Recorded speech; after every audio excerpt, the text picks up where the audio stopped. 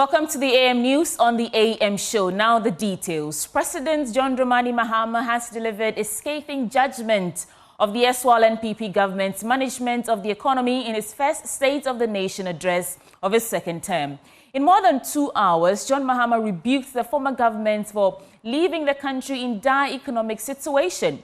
Despite all this, the president told Parliament he was not before the MPs to lament, but to proffer concrete solutions to fixing the country's problems. Our Parliamentary Affairs correspondent, Kweku Asante, sat through proceedings and our reports. More than 8 years ago, John Dramani Mahama stood in Parliament as President of the Republic to deliver his last message on the state of the nation. He lost the next 2 elections, and as fate will have it, 8 years down the line, he is back in Parliament delivering another message on the state of the nation as President of the Republic. It has also been nearly a decade since I said goodbye to this House after delivering what many, including myself, thought at the time would be my final address to Parliament. God Almighty, Providence, and the unpredictability of life have summoned me here once again. John Dramani Mahama says, despite the enormity of the economic challenges, he is not here in Parliament to lament. Mr. Speaker, it's not my style to lament and shift blame when confronted with challenges. My approach is to accept challenges and work hard to resolve them. I have therefore not come here to lament on the state of our country, though there's much to lament about. I understand why I was elected with such high voter confidence, and that is to solve Ghana's problems. John Dramani Mahama says, just like he pledged to the nation to fix the doomsday crisis when he was president between 2013 and 2017, it is on the same vein that he promises this country that he will fix the current economic challenges. Yesterday, February 26, 2025, marks exactly 10 years since I stood in this chamber at this very spot to declare my determination to fix doomsday, a legacy problem of power shortages. And Mr. Speaker, I fixed it. Today, inspired by the Almighty God and propelled by the massive mandate given to me by the good people of Ghana, I am moved to make a similar purposeful and bold declaration that I, John Dramani Mahama, I will fix the economic crisis confronting our country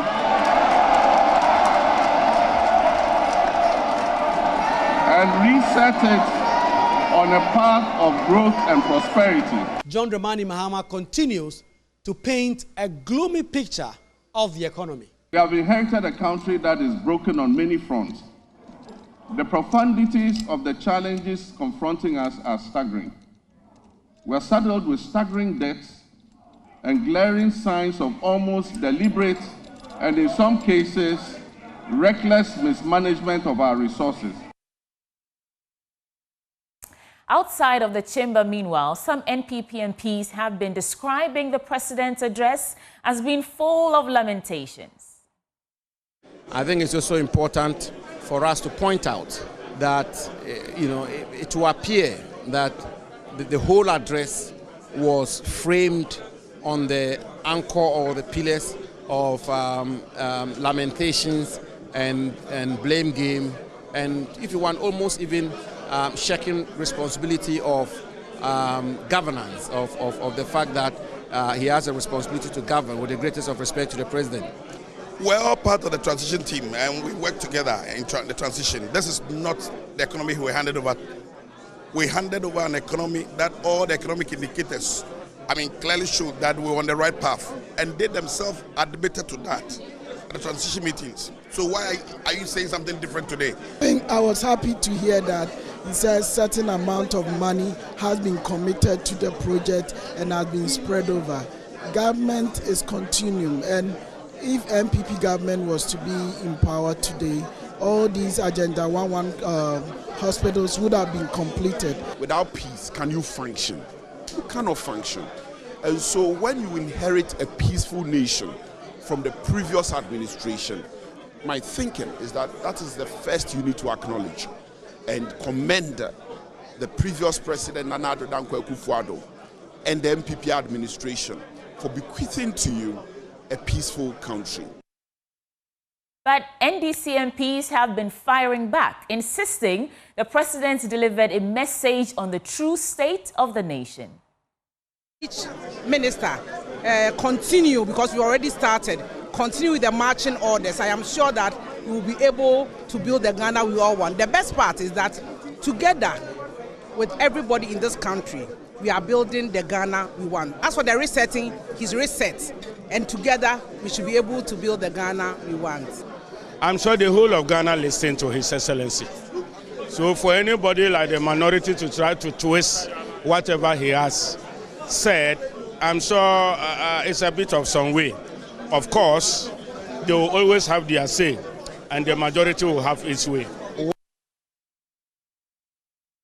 Well, we have some reactions from the Ashanti region. While some respondents commend his commitment to transparency, others express disappointment at what they describe as the lack of specifics in his plan. Nana Boakye-Adom puts this together for us. After some hours on the floor of Parliament, President John Dramani Mahama delivered the State of the Nation's address, highlighting the challenges and then the current situation that we are in as a country. He also used the chance to re-echo his promise of resetting the country and also delivering on some of the major promises that he made during the campaign period. Today we took to the streets of Kumasi right after the President's State of the Nation's address to gauge the mood of residents and also listen to their concerns. I would say it's not the true state. It's not the true state. Because before even the address, people came that when he comes, he should just say what it is there. So you can't just come and then say something which is what we are in now. What he came to me, there is something better there. He has to say that one and then say that there is nothing there. So all the promises that he said he's going to do, and now he's saying that due to this circumstance he cannot. I would say it's a lie. If that is it, then it means he was aware before coming. No government or no president has inherited a smooth or a resilient economy. That's how I see it. A president will come, he will deliver the State of the Nation's address. What he will tell the nation is that, oh, I inherited a worse economy. Do you get it? So me, I don't trust anyone. I don't trust any president. But let's give him the benefit of the doubt. It is true that times are hard. We are still in the difficulty that President Akufo-Addo left us with. Actually, I heard the president talk about the doomsday and complete of our ferry hospital. But I was expecting him to talk about the completion of the Swam interchange and then that of the LGBTQ. But actually, we are hoping for the best and then we hope to see more.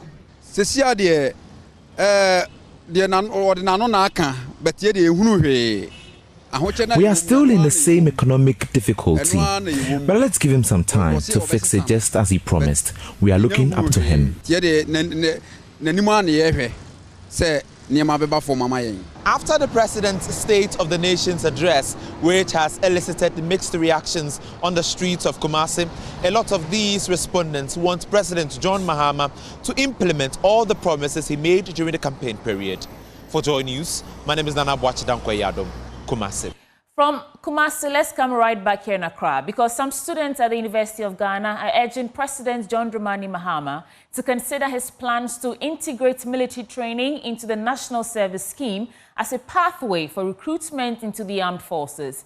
Speaking to Joy News, Collins Frimpong about the president's plan to introduce military training in NSS to instill discipline, the students argue that this initiative would help streamline the military recruitment process and reduce its associated challenges. Collins Frimpong reports. It should be one of the basic mode of recruitment, because most of the recruitment are done in our military service. We all know how it goes. So having most of your university graduates go into the military means it's going to help you a lot. We are not going to overly emphasize on machoism, but are going to deal with intellect more. So we should also look at that as an opportunity where people after that short military training, who showed interest should just be recruited if they need be, rather than maybe necessarily going around maybe opening nomination form for people to come. And then I think it should be one of the basic mode of recruitment to our national security services. Probably not the main mode, but then should be one of the top. What I know is that the normal days or period spent in military training is 6 months. So I am suggest that's for recruits, and for officers is 1 year plus a month, so more than a year. So I think with this, he can start up making it, initiating it or making it a basic necessity for NSS personnel in the first month of their service to the National Service Secretariat. So it should also be used as a benchmark to recruit people who are interested to join the military. A lot of people may actually apply, but they may not get opportunity.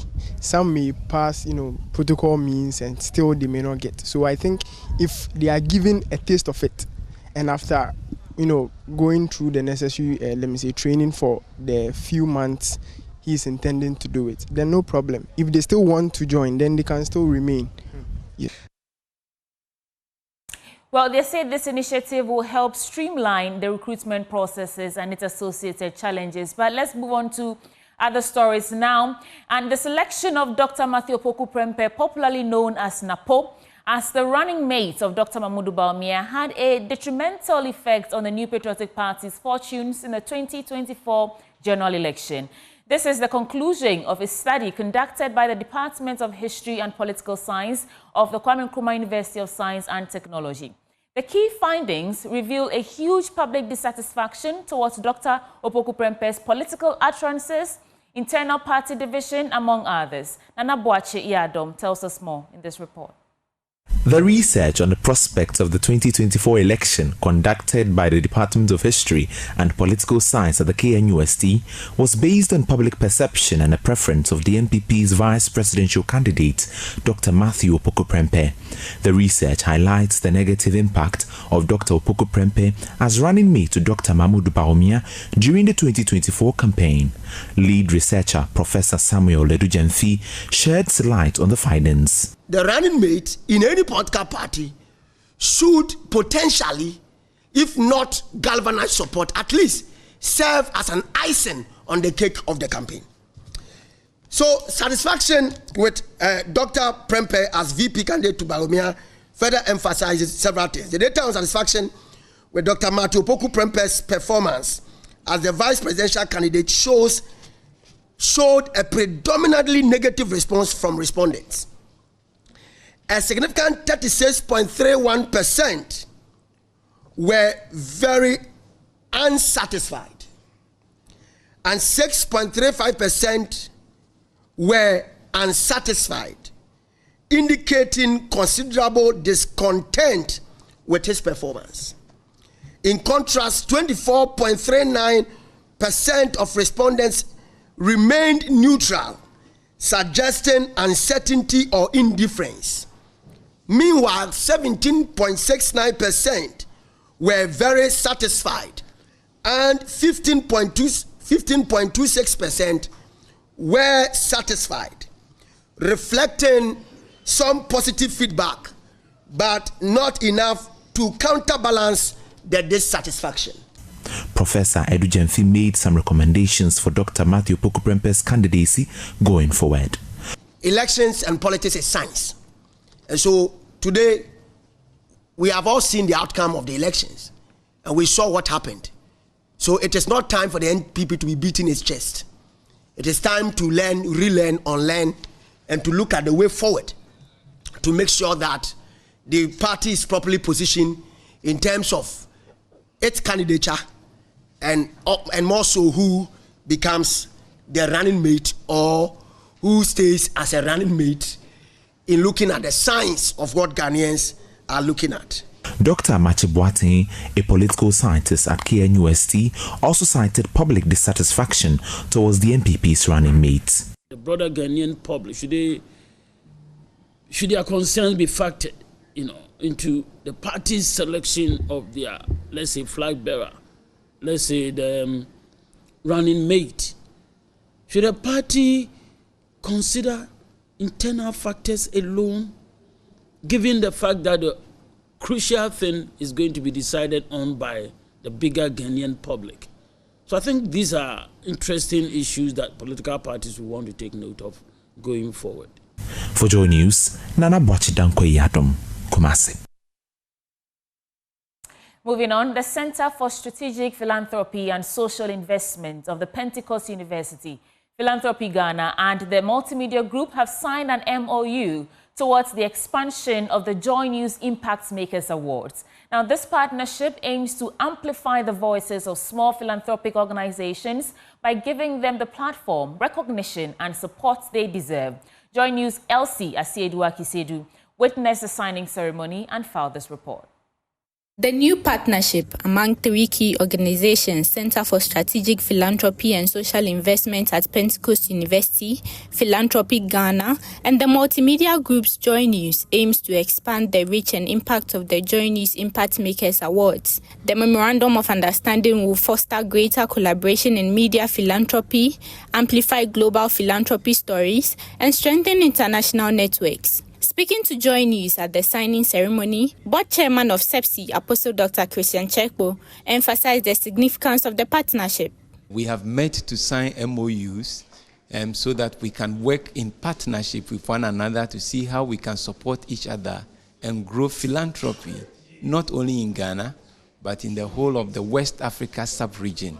And we think that it's an important event because it's going to determine the future of many young people and even institutions in Ghana and Africa. Is going to determine development projects. We know that there are many young people who have skills, they have ideas. The collaboration marks a major step in recognizing and empowering thousands of selfless Ghanaians who dedicate their lives to transforming their communities and driving national development. MFA Atiamwa Eli, Coordinator for Strategic Partnerships and Projects at Joy Brands, expressed optimism about the future of the award scheme, citing the alliance as a catalyst for growth and increased impact. Representing the Multimedia Group, General Manager of Joy Brand, Francis Fifi Kumsen, and Channel Manager for Joy News, Kweku Owusu-Pepra, signed the MOU.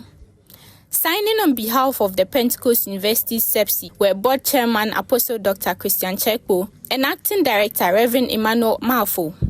Madam Yaira Atiso, Executive Director of Philanthropy Ghana, also signed on behalf of her organization. Additionally, the Melton Foundation, another key player in the philanthropy space, signed a separate agreement with SEPSI. The foundation was represented by Eric Ni Ayente Odonko. Standing by now for Benjamin Akakbo. He serves you Business Update. Well, time now for business. Let's get into our currency market for starters.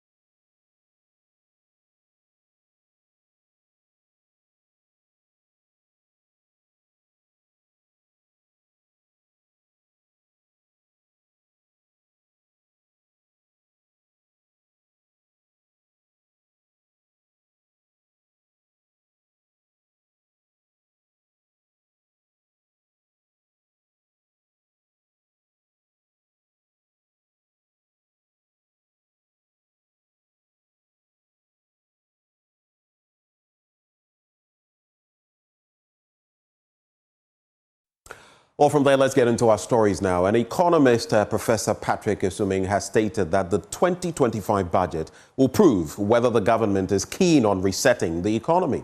His views follow assertions by President John Dramani Mahama during the State of the Nation address in Parliament yesterday that the economic crisis is deeper than earlier estimated, warning it could take years for the necessary corrections to be done. Reacting to these concerns, Professor Esuming said the upcoming budget had to outline measures to revive the economy. Well, I think it depends on the specific programs, especially on the fiscal side, that will be put in the budget. And the president did say that a lot of the specific and final details will come when the finance minister presents the budget next week. So, or the week after. So in that sense, I think, people will be looking at the budget, especially the private sector will be looking at the budget with some keen eye to see exactly what the president will do and whether his actions and his reassurances that he's going to welcome the private sector to partner the government, whether he will actually do that, and then it will be something that they will find acceptable. So I think that's where it is. For that, we have to wait until the budget is presented, and then whether the request that the private sector has made of the president, to what extent it will be addressed.